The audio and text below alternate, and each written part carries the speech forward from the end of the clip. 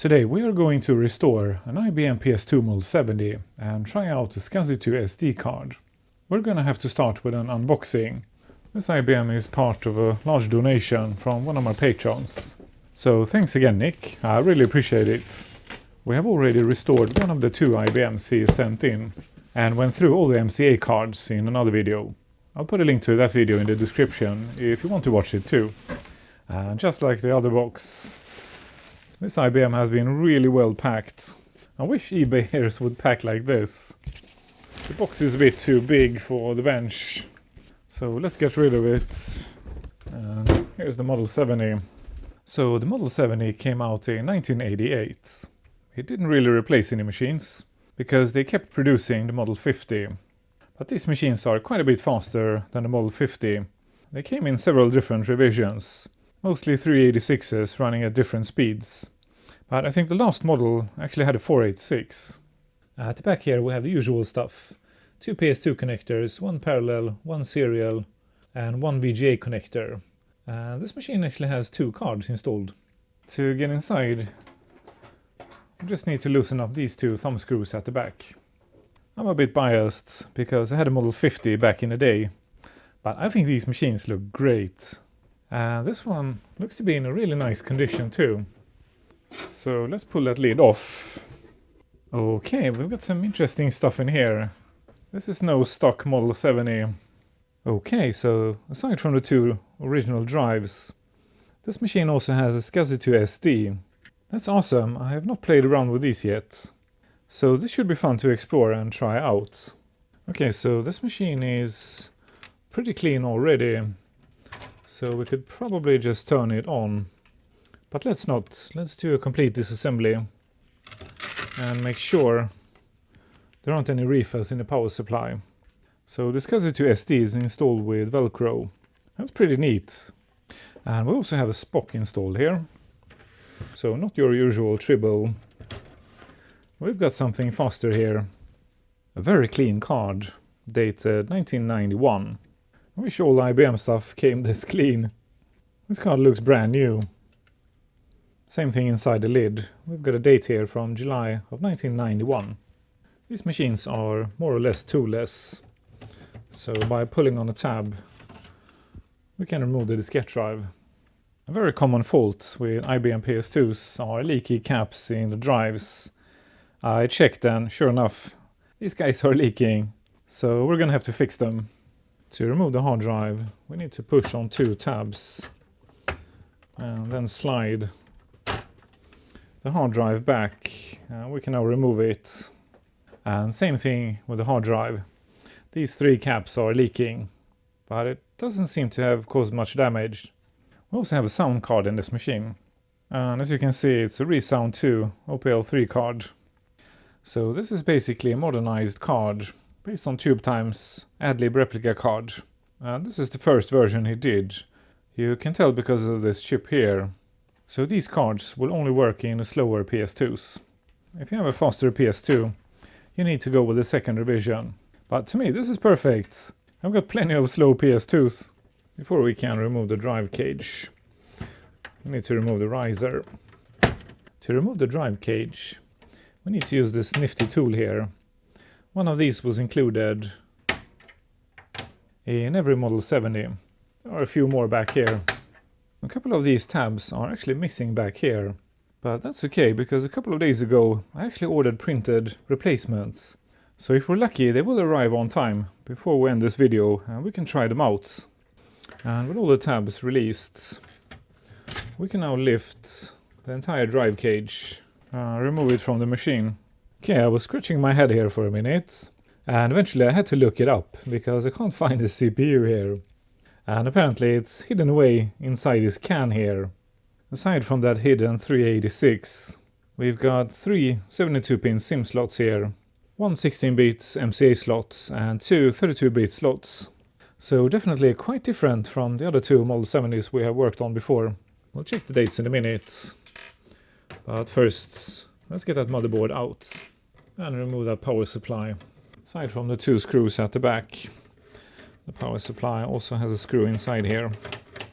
And then it's connected to the motherboard with an edge connector. I actually found one of the missing tabs. Here it is, and it is unfortunately broken. This is not an uncommon sight in these PS2s, and that's why I have ordered some printed replacements. So just a couple of more screws and the motherboard should be free to come out. Now why the heck did I put the 386 in a can? That is weird, never seen that before. The motherboard in these machines tends to get jammed at the back here in I/O shield. And here it is, very compact motherboard. It's about a third of the size of the 386 motherboard in the Model 80. I'm really curious about this weird can here. It looks to be installed in a socket. So let's see if we can remove that CPU and take a closer look. It's probably just a regular 386 with a can installed on top of it. Yeah, I think it's coming off. I'm being overly careful here because I'm not quite sure what I'm dealing with here. Wow, no, that is not just a regular 386. This can is full of resin. What the heck is this? This is nuts. Let me Google those part numbers and see what I can find. Wow, this is one really weird 386. The only thing I could find was one eBay listing that claims that this is a 386 DX25. Unfortunately, we can't remove that can without destroying it. So this is gonna have to remain a mystery. But one thing I noticed immediately is that it's very lightweight. It's nowhere near as heavy as a regular 386 DX. So there must be a much smaller chip inside. So here's a regular 386 DX25. As expected, the pinout looks right. And it's about the same size. But despite the metal can here, it actually weighs less. So a regular chip weighs about 15 grams. But this guy is only 11. So it obviously doesn't have the ceramic part inside. It would have been really interesting to have a look inside. But I'm obviously not going to destroy this chip. I also noticed that it's not completely filled with that resin. Because if I tap on it, I can clearly hear that it's empty inside. What a strange chip. IBM did some really strange stuff during the PS2 era. When the IBM PS2 came out, say in 1987, 3.5-inch drives wasn't really a thing yet. So these early drives don't look much like what became the standard later. So I guess Alps and Mitsubishi and I think Sony were sort of figuring things out. But this slightly later 1991 drive kind of resembles a modern drive, well, except for this contraption here. I'm not sure about the date here, but it looks like it could be 1991. Well, check inside and see if we can find a date on one of the chips. So let's get inside and replace those caps. I've never restored one of these drives, but it looks very similar to other PS2 drives. Yes, inside it looks very familiar. So let's disconnect the lower PCB and remove a couple of screws from underneath. Caps are definitely leaking on this PCB, but I can't see any damage. Now let's flip that PCB and check the condition of these caps too. Yeah, definitely leaking, but again I can't see any damage to the PCB. So this should be an easy fix. One common issue with IBM PS2s is this nasty sticky foam pad. You may have seen it in some of my previous videos. This stuff is decomposed and gets incredibly sticky and really difficult to remove from the machine. Another common issue are broken off tabs on the front panel. But all these tabs look good. So we've got a survivor here. Unfortunately, it's not enough to just clean the lid, because pieces of that nasty foam pad falls off the lid and ends up everywhere inside the machine. If you want to learn how to remove this stuff, then check out my Model 80 restoration.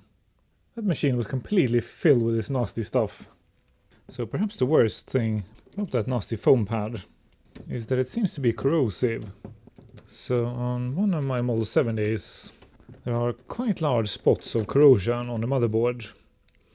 I can't say for sure, but I think it was caused by bits and pieces of that nasty foam pad that had fallen down on the motherboard.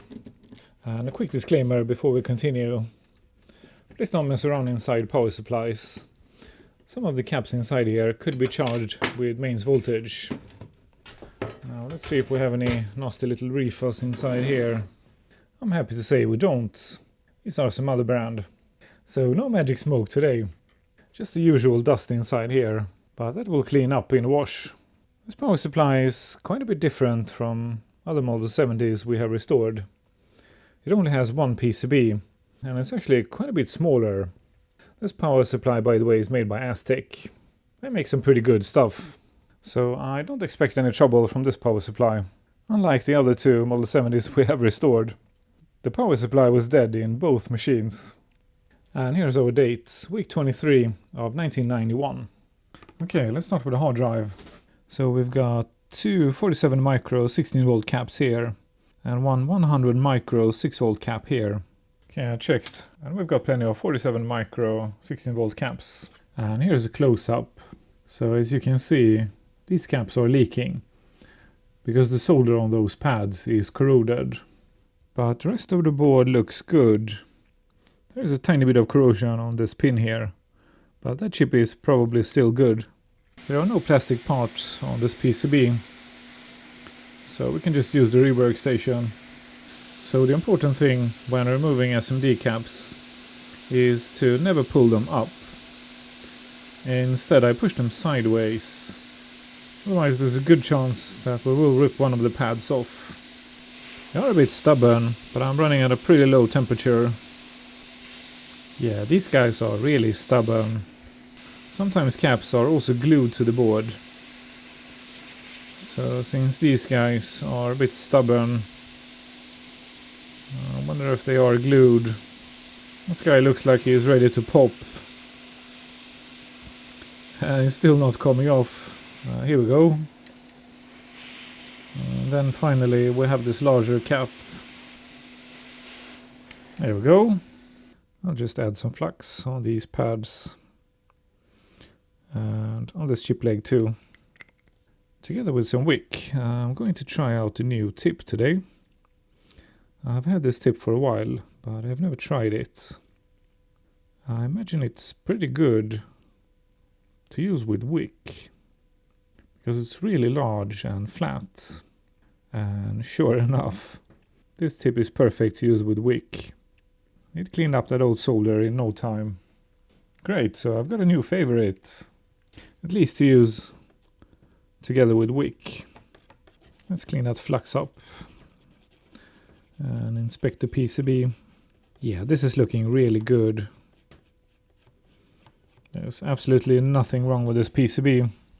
But if you have a PS2, check your caps, because the electrolyte that leaks out from these caps is highly corrosive.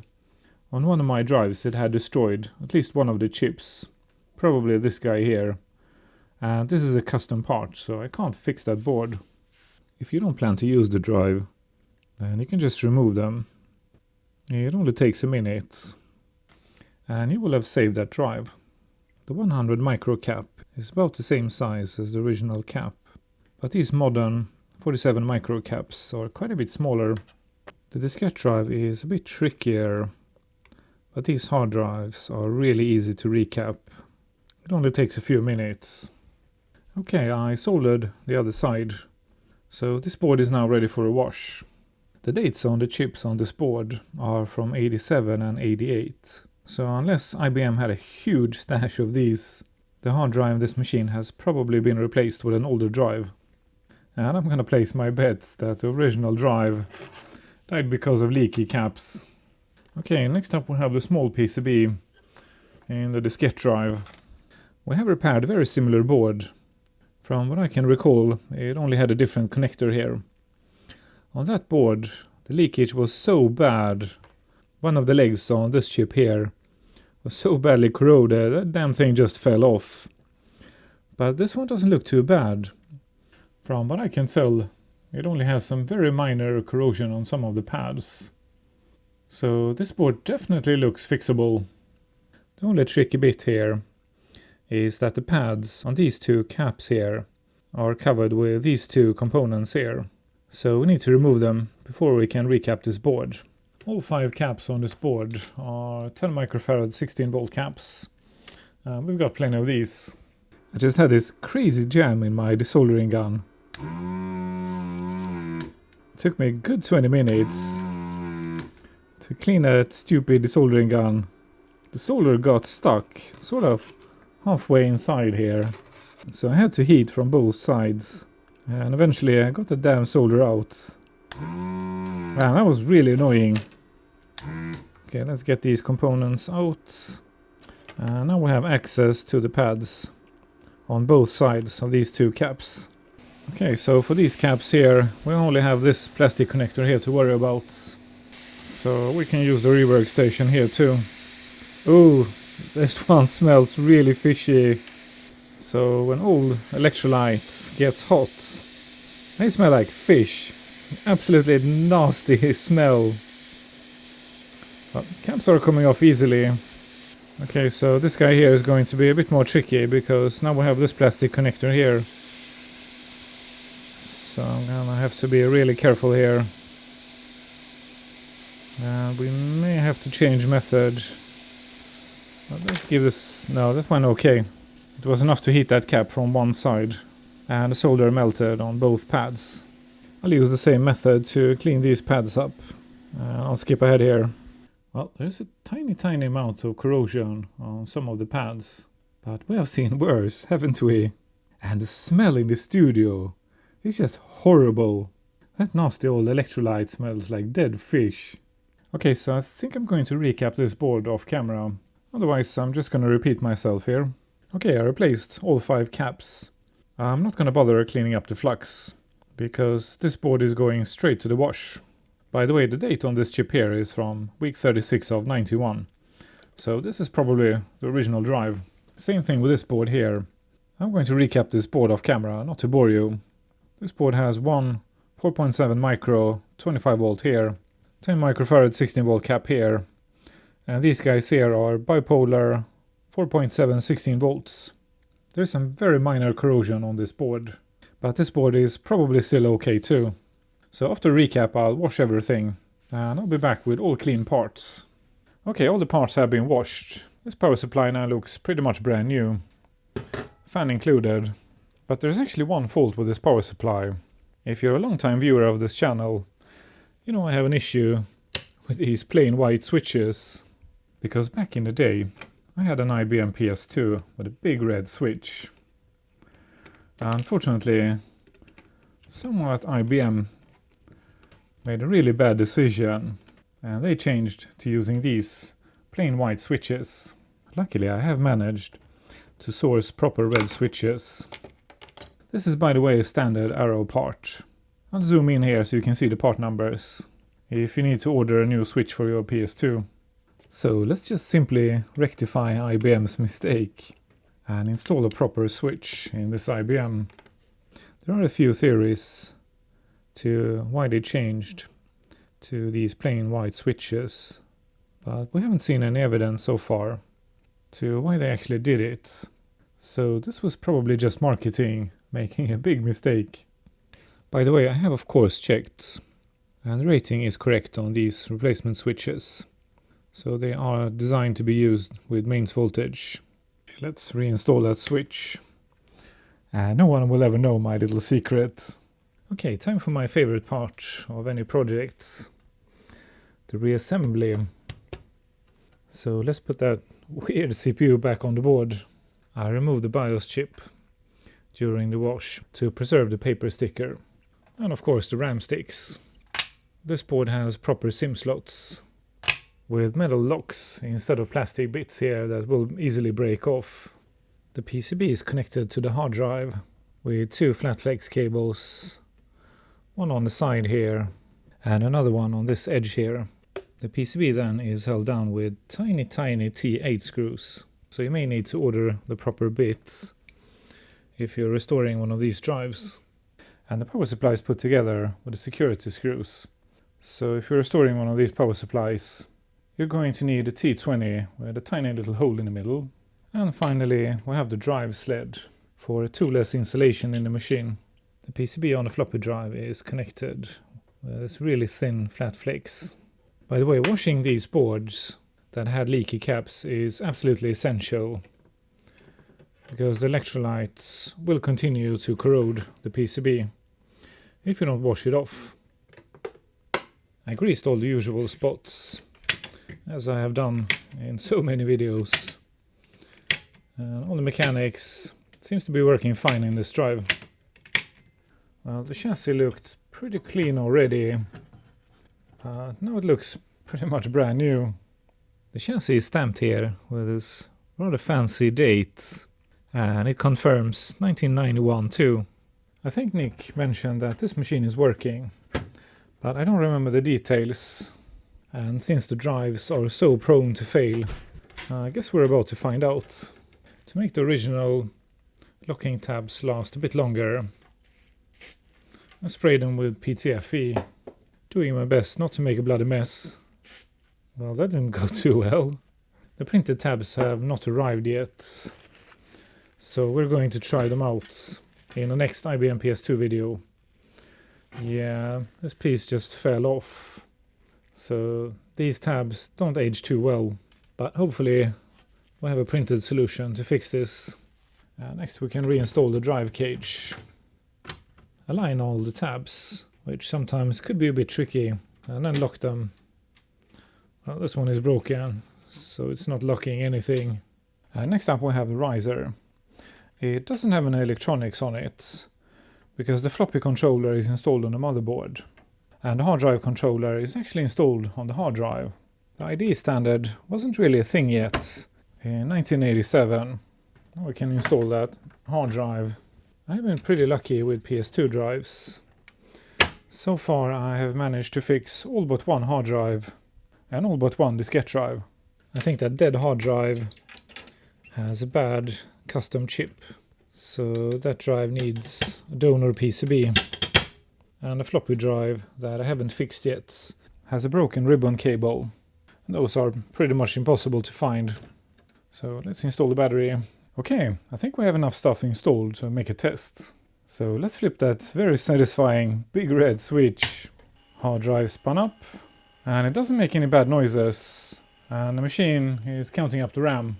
So we've got 2 megs, 3 megs, and 4 megs. That's all we got. And we've got the usual errors. But that's expected, because we have removed the battery.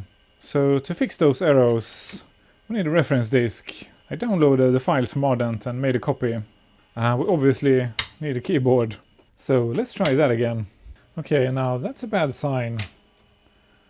So either the diskette drive is bad, or something went wrong when I made that disk. I guess I'll make a new copy. Let's try again with a fresh copy of the ref disk. Oh crap. Well, unfortunately this drive isn't working. That kind of sucks. In that case, let's try with a cleaning disk. Okay, let's try again with cleaned heads. It's definitely trying to read a diskette. Oh yes, it works. Awesome. So cleaning the heads was all that was needed. Okay, cool. So let's get rid of those errors. So these errors are easy to get rid of. Just go to set features, set time and date. I'm gonna go for a random date here, because I'm going to mess around some more with this machine. Then just exit.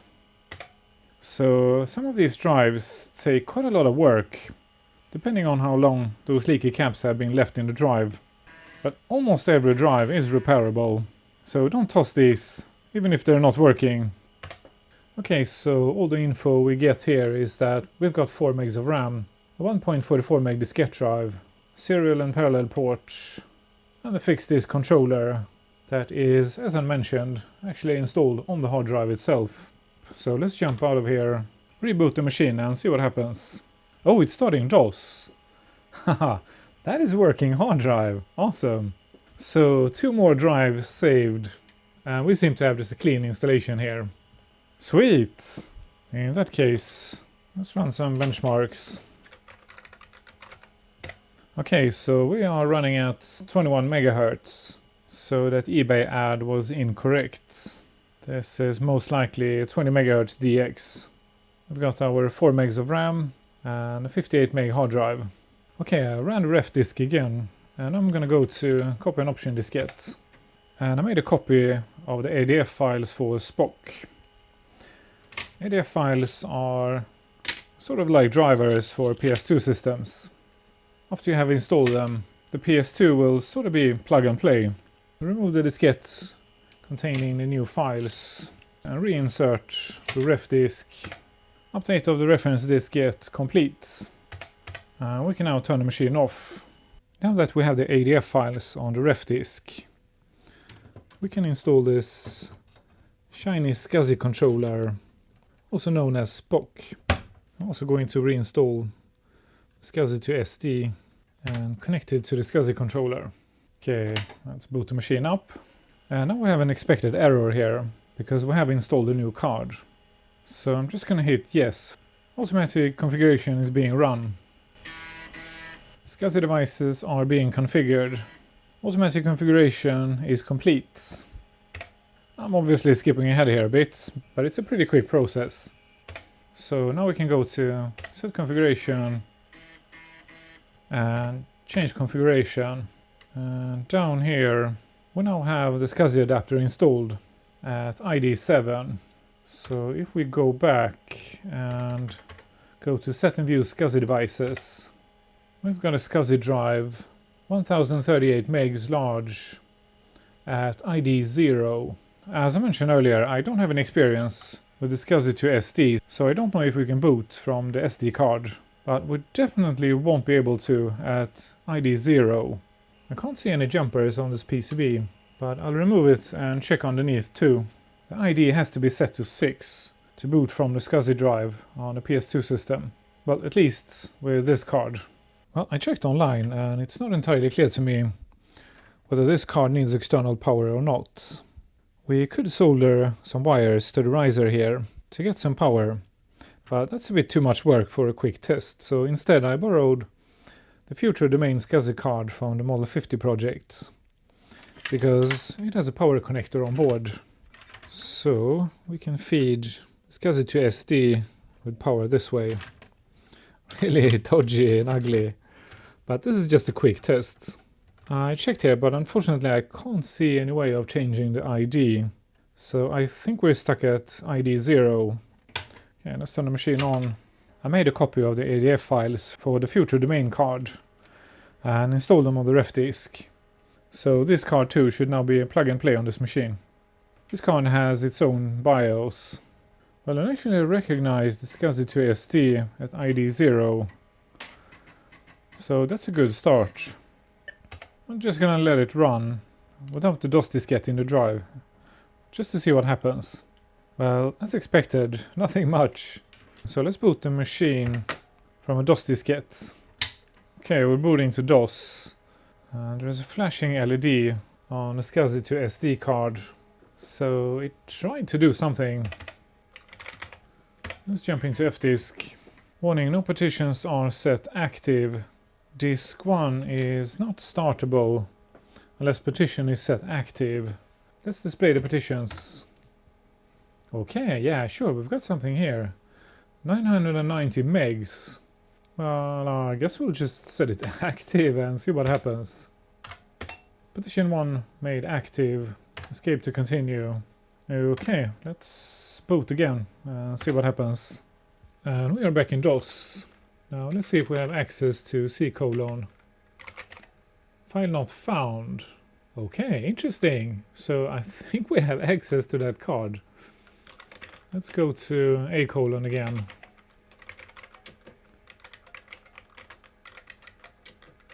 And just copy a random file. Yeah, it works. Awesome. Cool. Okay. So this card is definitely working on a PS2 machine. Sweet. Well, I guess the next obvious thing to do is to install DOS on that SD card. I'll do the installation off camera and skip ahead here.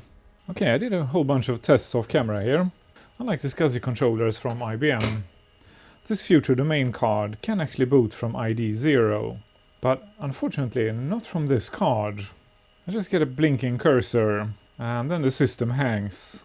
So I reinstalled the original hard drive, and F-Disk can see both drives.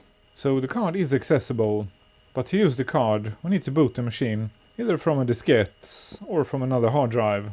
So unless there is a trick for this that I am not aware of, these cards are good for storage and obviously transferring files to the machine. But to boot you need to use something else. If you know any tricks to get around this issue, then obviously please share and let us all know. I also did a test here with the power cable disconnected, and as you can see we only have access to the original hard drive. So power is definitely required for this card. That is an easy hack on PS2s. Just check online and find where you have 5 volts on the riser. Grab one of these cables, chop it off and solder the wires directly to the riser. I did some reading and apparently this card is bootable on some other systems. So I'm gonna do some more reading and see if I can figure this out. So I'll get back to this card in another video. And since the hard drive is working in this machine, that's what I'm going to use with this system. The motherboard in this Type 2 system can only take 6 megs of RAM. So I'm also going to install this 386 version of the Kingston KTM 8000 card with 4 more megs. I have already pre-installed the ADF files on the reference disk, just like we did with the other card. And I am of course going to install that sound card. Well, I've said it before, and I'll probably say it again. I think these machines look really good. I love the industrial design of the Model 50 and the Model 70. I think it looks great. Well, I'd say this Model 70 Type 2 is done. But I actually haven't finished my other 2 Model 70s, the Type 1 and Type 3.